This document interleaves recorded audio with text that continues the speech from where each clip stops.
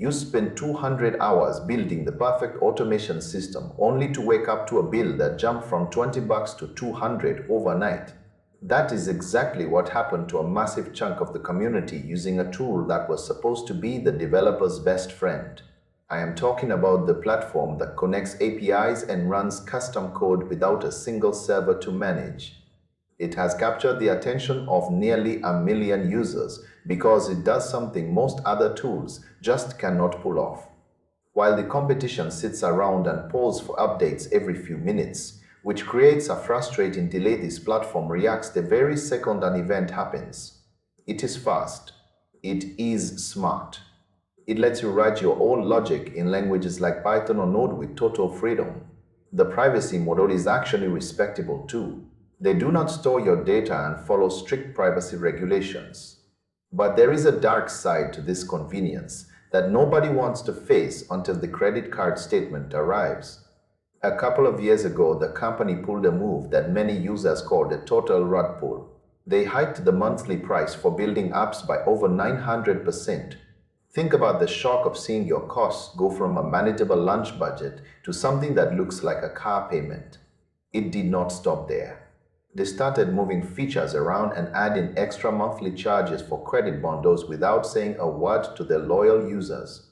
This is the danger of vendor lock-in. Once your workflows are deeply embedded, moving out is a nightmare. It is like being stuck in a house where the landlord raises the rent every time you buy new furniture. The technical power is undeniable, but the trust factor has taken a hit.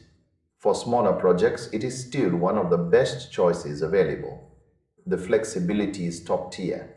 But if you are building something critical, you have to be careful. You might find yourself trapped in a system that reprices you the moment you become successful. There are other options out there, especially those you can host yourself for better stability. It is a classic tale of a great product with a confusing business strategy. You have to weigh that instant speed against the risk of an unpredictable future. The user interface can be a real headache too. It is not intuitive and debugging feels like a chore. You are staring at blocks of code trying to figure out why a trigger failed. It gets messy. Yet developers still flock to it because when it works, it feels like magic. It handles the heavy lifting so you do not have to. But that convenience comes with a heavy price tag and a lack of transparency. You have to ask if the speed is worth the instability. Many people have already decided the answer is no. They are looking for ways to jump ship before the next unannounced fee hits. It is a tough spot to be in when you love the tech but distrust the company. Always keep a backup plan. Always look at self-hosted routes if you need stability. Start on the free tier to see how it feels. Just do not get too comfortable until you know you can afford the bill. This is the reality of modern software.